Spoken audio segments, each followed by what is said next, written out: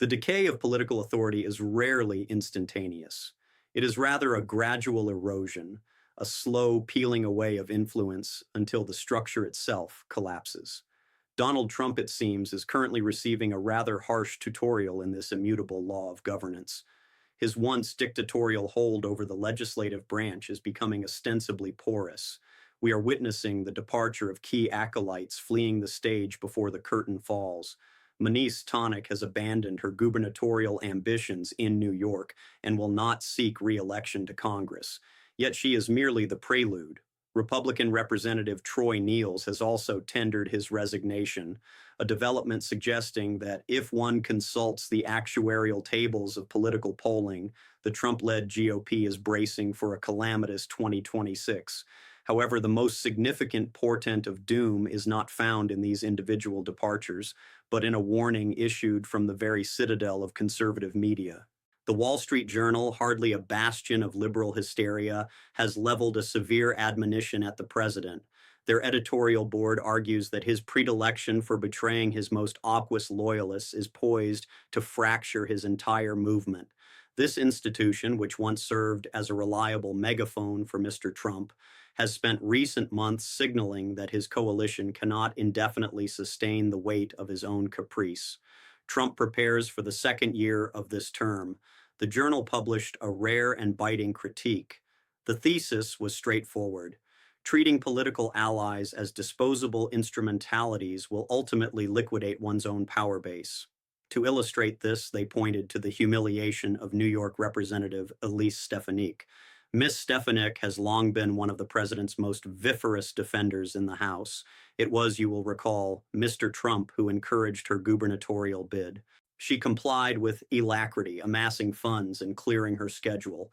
Yet, the moment Nassau County Executive Bruce Blakeman entered the fray, Mr. Trump retreated into ambiguity, refusing to endorse her and offering the banal observation that both were great people. The consequences were immediate. Stefanik, recognizing the futility of her position, withdrew from the governor's race and announced her departure from the House entirely. She cited the desire to spend time with her family, a standard euphemism in Washington, though in this case likely a welcome reprieve from the ingratitude of her patron. She noted with a touch of bitterness that a protracted primary would be an inefficient use of resources. With Stefanik out, the incumbent Democrat Kathy Hochul faces Mr. Blakeman, a race now fundamentally altered by Trump's equivocation. She is joined in her exit by Mr. Niels, the MAGA congressman from Texas, who announced his resignation effective January 2026. He claims he will serve out his term, a promise one views with skepticism. We anticipate a cascade of such resignations. The pertinent question is whether this exodus will occur with sufficient speed to hand the speaker's gavel from Mike Johnson to Hockey Jeff before the midterms even arrive. Consider Mr. Niels for a moment. He is a man who embraced the MAGA aesthetic with a literalism that borders on self-parody. Known for wandering the Capitol in shirts emblazed with Mr. Trump's visage and wearing flag-patterned neckwear.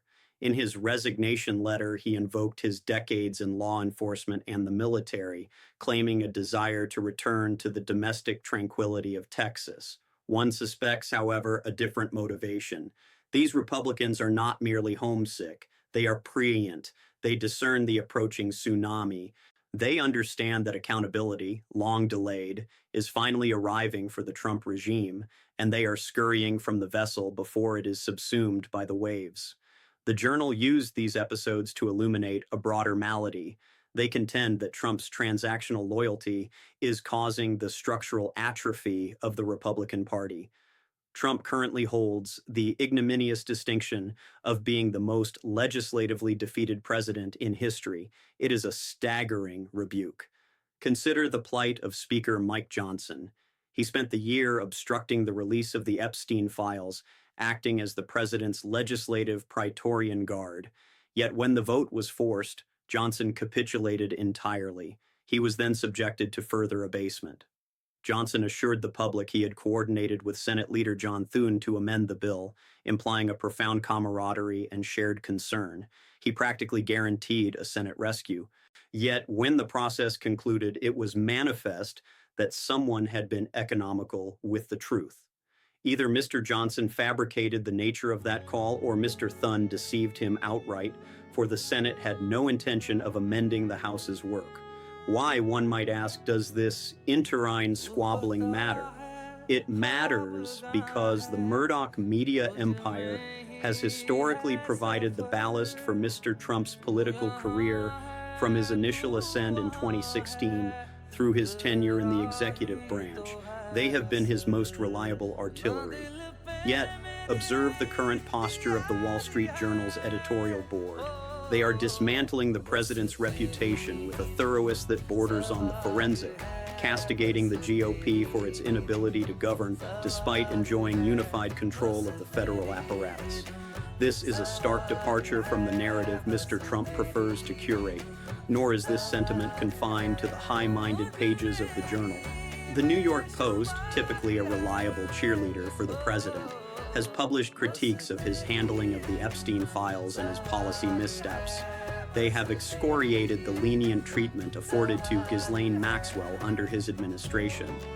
I do not ascribe this shift to a sudden moral awakening on the part of Mr. Murdoch. Rather, it is a cold calculation. He is observing the national mood and noting that even the most fervent devotees are beginning to drift toward the exits. To borrow an aphorism from popular cinema, specifically Rocky, for he is not a machine, he is a man. This vulnerability is empirically verifiable. Consider the data regarding voters who supported Mr. Trump in 2024. In March, 66% expressed strong approval. Today, that figure has withered to 50%. The affection remains, perhaps, but the ardor has cooled. This decline creates what political scientists call a permission structure, allowing other actors to defy him. We witness precisely this dynamic in Indiana, where local Republicans threatened by the White House with political destruction simply ignored the bluster. Perhaps Mr. Trump is consulting his own reflection in the polling conducted by Fox News, which offers a grim tableau. 72% of respondents describe the national economy as being in poor condition. While midterms traditionally punish the party in power, the magnitude of the coming rebuke threatens to be historic. Trump offers assurances, "I am working on it," but such platitudes have a shelf life. After more than 300 days of governance, the electorate realizes that his policies are not ameliorating their distress, but exacerbating it. His recent rally performance was, in effect, an in-kind contribution to the Democratic National Committee. The advertisements for the upcoming midterms will undoubtedly feature his rambling disquisitions on the superfluity of pencils or his economic illiteracy regarding tariffs. There is not a farmer in the American heartland who can honestly claim that Mr. Trump's trade wars have enriched them. It is a fantasy. As in the realm of actual governance, the opposition is accruing victories. In Florida, Eileen Higgins, a Democrat, captured the mayoralty of Miami, a jurisdiction her party has not held in decades, winning Miami-Dade County by a staggering 19 points. Another seat has flipped in Georgia in 2025. Thus far, Democrats have reclaimed 25 seats previously held by the GOP. The Republicans have flipped precisely 0. That is the empirical reality. One may speak of the president's rhetorical style or the enthusiasm of his rallies, but the electorate prefers solveny to spectacle, and on that count, he is failing. It would be a dereliction of our duty as observers not to note these fissurers in the foundation. The political landscape is shifting beneath our feet.